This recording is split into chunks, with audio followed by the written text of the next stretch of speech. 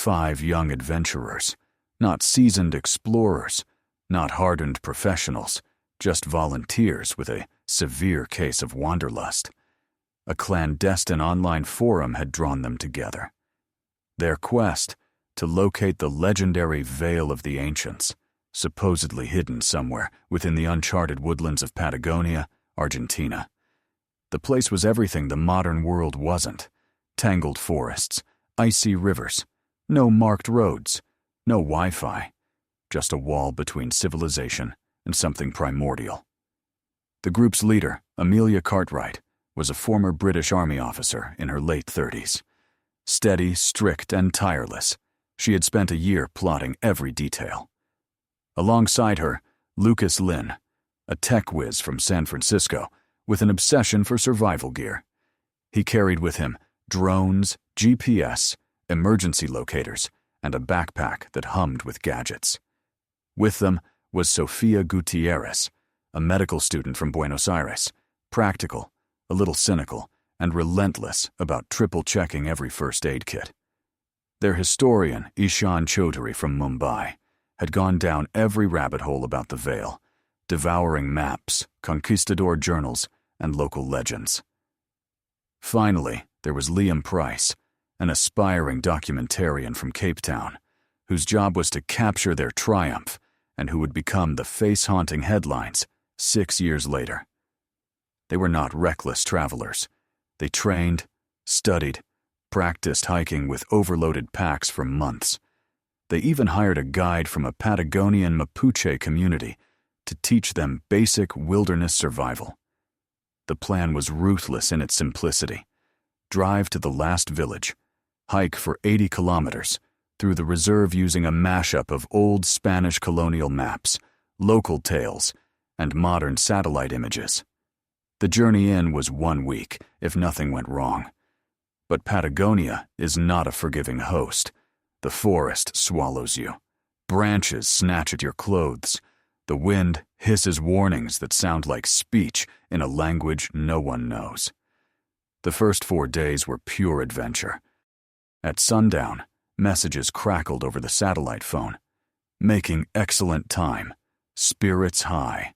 No signs of the caves yet. A photo arrived, their faces flushed with sweat and joy. 5 silhouettes against a wall of ancient koi-hue trees. On the 5th morning, the check-in message was clipped. Satellite signal weak. Crossing into the Shadowlands. No visibility. Next check-in in 48 hours. Wish us luck. After that, nothing. 2 days became 5. The village contact repeated. No signal. Maybe battery dead. Maybe out of reach. But unease simmered. On the 7th night, the families relented and called for help.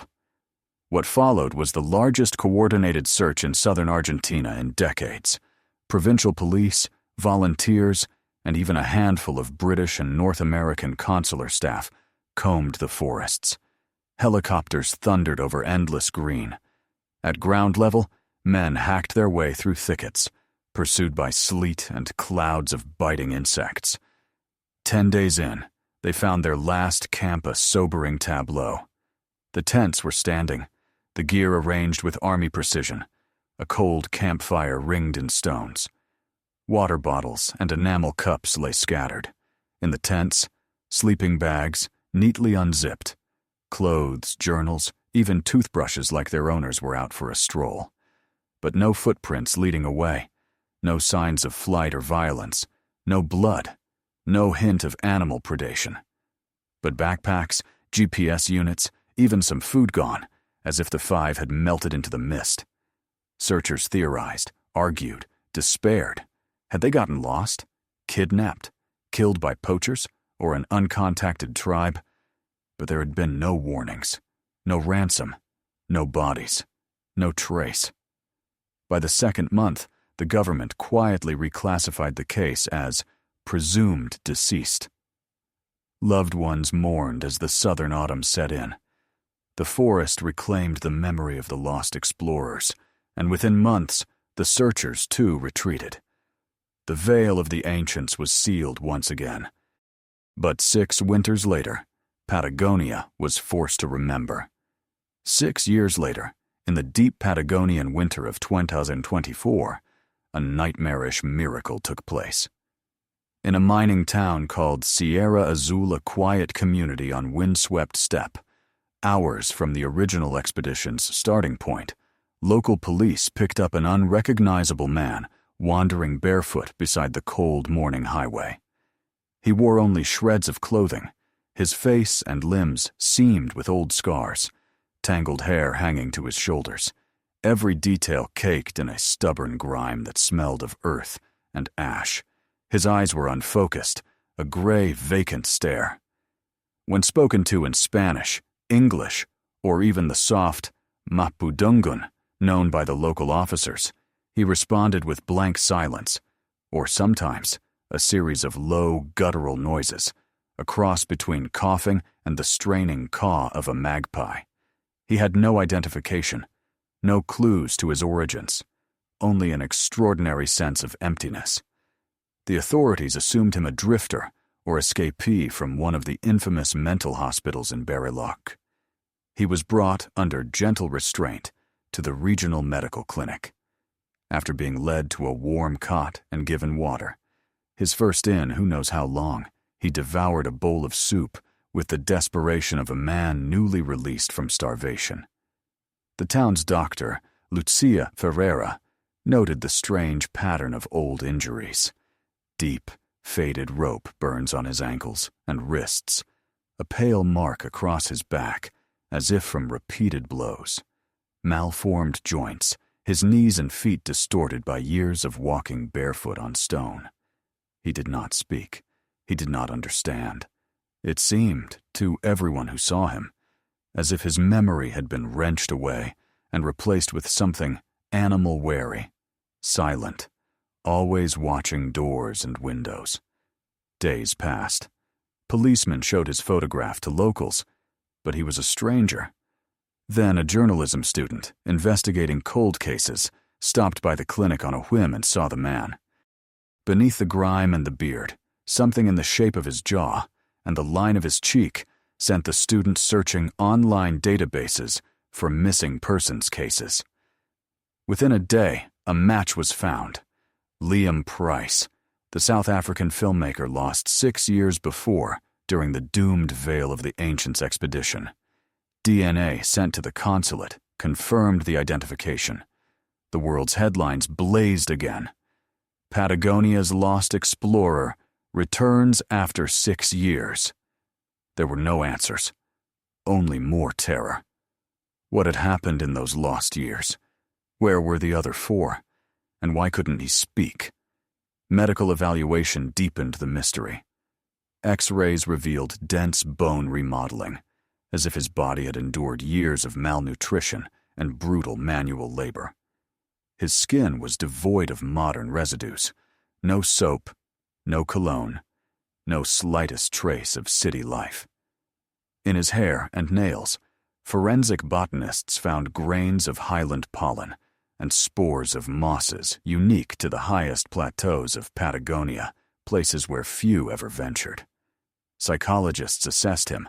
Severe dissociative amnesia, coupled with post-traumatic withdrawal so deep it bordered on catatonia.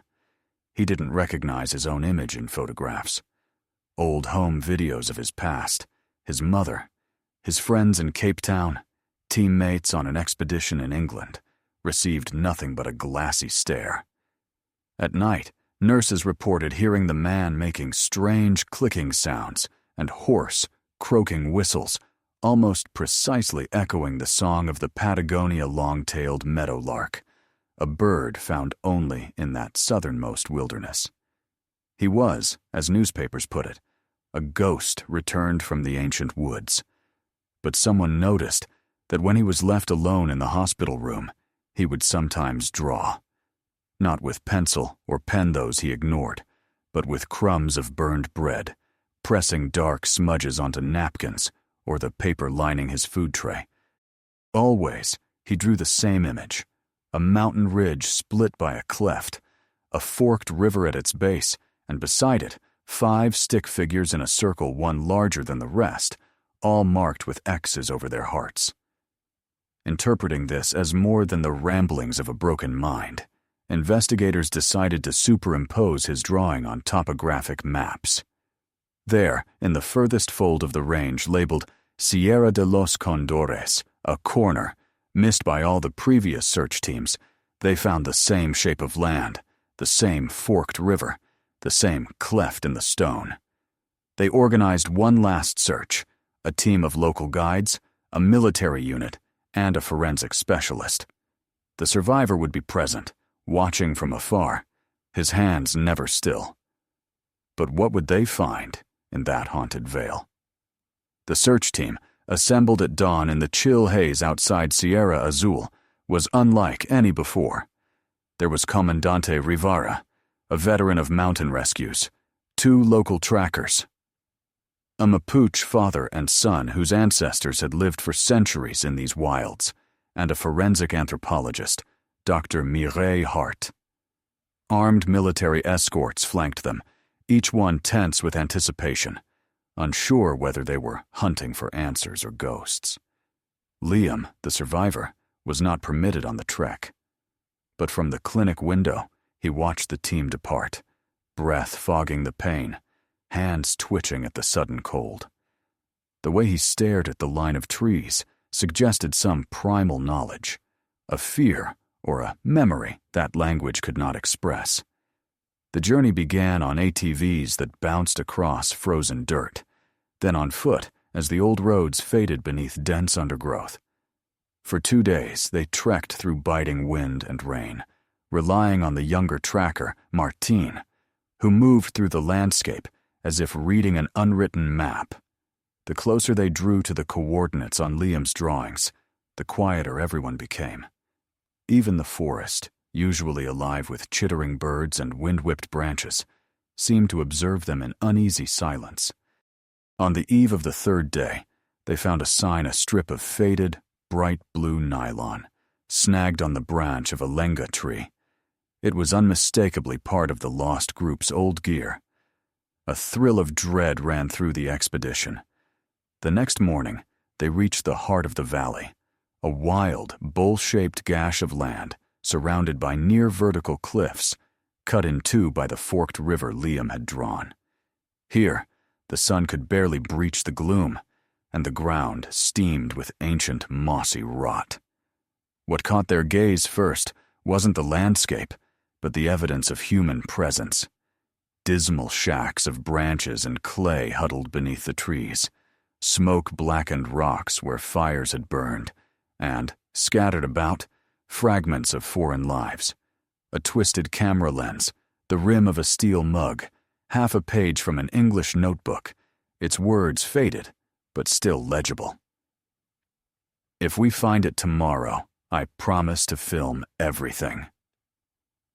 Martine called the team over to an odd hollowed patch near the western cliff.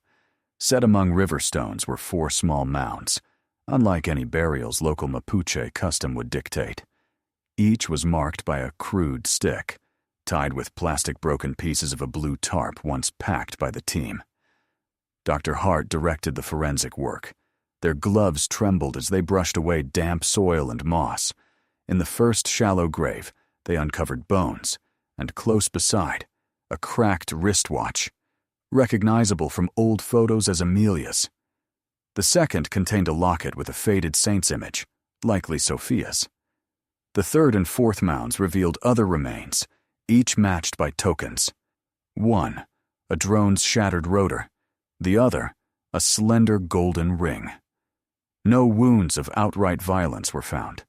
Instead, all skeletons bore the unmistakable marks of scurvy, starvation, and years of physical hardship. They had wasted away, their bodies breaking under deprivation and exposure. But the gravest question remained unanswered. Who or what had buried them? And what of the 5th, the presumed survivor? Liam. The answer lay near the cliffside, beneath brambles and roots. There, just as in his eerie, fevered sketches, the trackers found a narrow fissure, a hidden entrance to a shadowy cave. Inside was darkness as thick as oil. Running battered headlamps along the walls, the team saw strange patterns scratched into the stone. Zigzag symbols, animal-like glyphs, circles within circles. A heap of animal skins and dried grass marked an old sleeping area. In the deepest hollow of the cave, Martin froze, pointing his flashlight to the gloom. Something moved, a shape, hunched and ragged, its hair and beard wild, its skin the color of old ivory. The anthropologist murmured in awe. Not a tribal elder. This is a castaway, a relic. The man huddled at the cave's edge looked up into the light, his eyes blank. When they spoke to him, Spanish, English, even Mapudungun, he responded with throaty clicks and bird-like whistles. On his wrists, scars mirrored those found on Liam's. He wore a crude necklace strung with bits of colored wire. The guides exhaled prayers. The military men shifted in unease, fingers on triggers not because he was a threat, but because the air itself seemed haunted by a force beyond death. With gentle insistence, they led him into the daylight. He did not struggle. He blinked, eyes leaking tears in the sun for the first time in years. Lichen flecked his hair. His nails were black with soil. At the base camp, he sat huddled in a blanket. Dr. Hart took samples of hair and skin. The police sent photographs to international missing persons bureaus. Hours later, results arrived. He was Lucas Lynn, the tech expert, missing since 2018. He had survived in the darkness, alone, long after the others were gone. But what fate had tied the two survivors together? What force held them, silent, fractured, incapable of returning to the world of speech and memory? The answer, the team would discover, was more chilling than they could imagine. Back at the clinic, the townsfolk and journalists swarmed. The story of not one, but two survivors thrown out from the jaws of Patagonia's wilderness electrified the world. But neither Liam nor Lucas would give the media a word. They remained mute, lost in a language of dreams, their gaze fixed always toward the distant mountains. A government psychologist, Dr. Peter Larrabee, took on the case with obsessive zeal.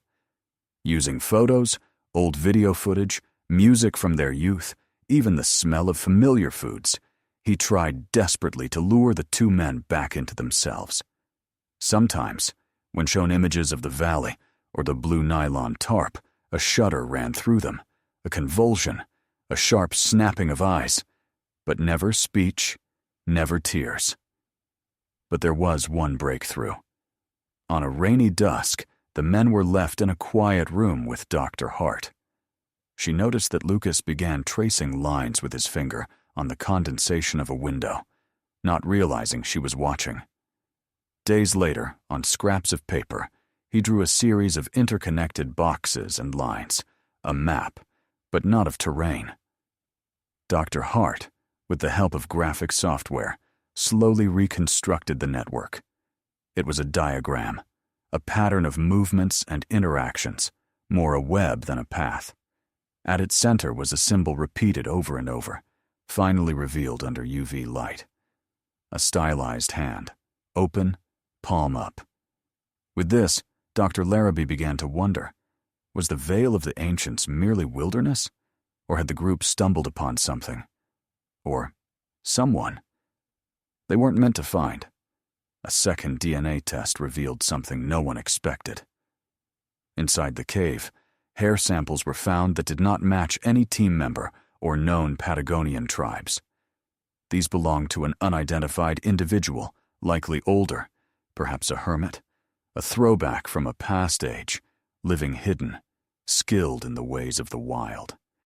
There were traces of medicinal herbs, obscure animal fats, and even hallucinogenic fungus embedded in the debris Lucas had collected as bedding and food. The remaining survivors' bodies and the journals found in fragments suggested a theory darker than captivity, not just deprivation or isolation, but the slow breaking of the mind by ritual and drugs. The hand symbol, when compared with Mapuche oral legend, recurred in stories of the Nahuelpan, the Silent Keepers, a rumored lineage of outcasts predating both the indigenous and colonial settlements, believed to live in places the world had forgotten. Another disturbing discovery came to light. Both Liam and Lucas had, unwittingly, begun to mimic the cries and signals of local wildlife, not just for comfort, but because throughout their years in captivity, responding to animal sounds, mimicking warnings, greetings, and alarms had often been the difference between punishment or being fed.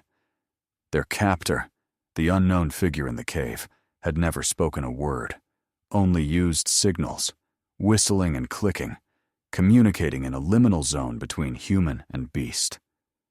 Meanwhile, autopsies on the site revealed that 3 of the original party had died within the first year, exposed, starved, broken by the strange rituals of their captor.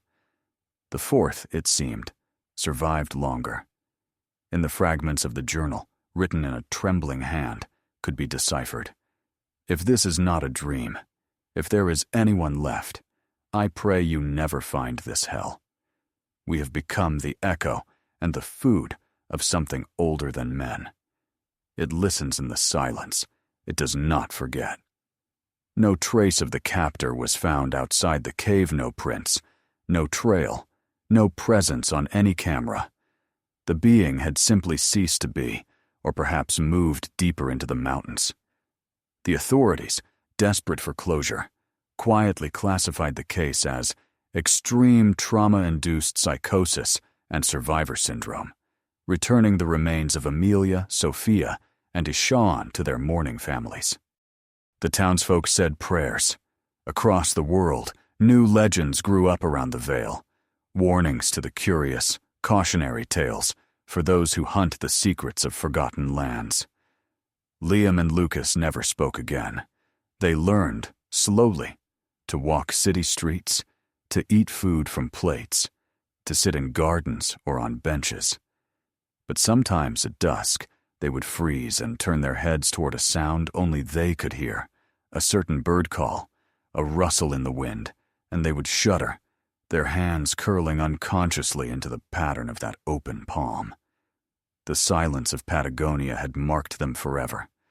The world's attention, once sharp as a blade, soon dulled. New disasters claimed the headlines, but in certain circles, among online mystery forums, cryptid hunters, and clandestine expeditions, the Vale case became legend. Journalists refused to let it rest. A year after the return of Liam and Lucas, a team from a renowned investigative documentary series arrived in Patagonia.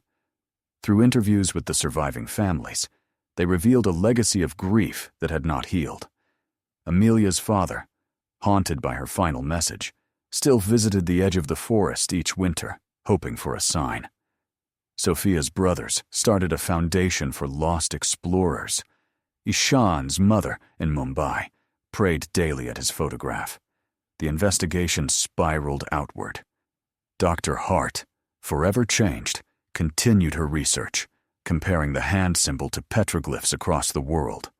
To her astonishment, she found variants not just in Mapuche cave art, but in remote sites in the Altai Mountains, the forests of the Congo, even the desolate moors of northern Scotland, always depicting the open palm, sometimes in groups, sometimes alone, always somewhere on the border between mapped and unmapped wilderness. Liam and Lucas, under the care of specialists, never fully rejoined society. But the legends around them only grew. At dusk, children in Sierra Azul dared each other to approach the clinic, whispering that if you listened carefully, you might hear whistles and clicks through the trees. Backpackers who disappeared elsewhere, on the Yukon, in the Carpathians, deep in Borneo, would be linked in posts and podcasts to the Silent Keepers. Even the government inquiry, a document thousands of pages long, concluded with a single, chilling sentence. Some regions do not belong to us, nor do the secrets that sleep beneath their shadows. For as long as there are blank spaces on maps and the hunger to cross them, someone will follow the echoes, guided by nothing, or by the hand of something old, quiet and patient that waits at the edge of the known world. And sometimes survivors return, but they never bring back the person who left.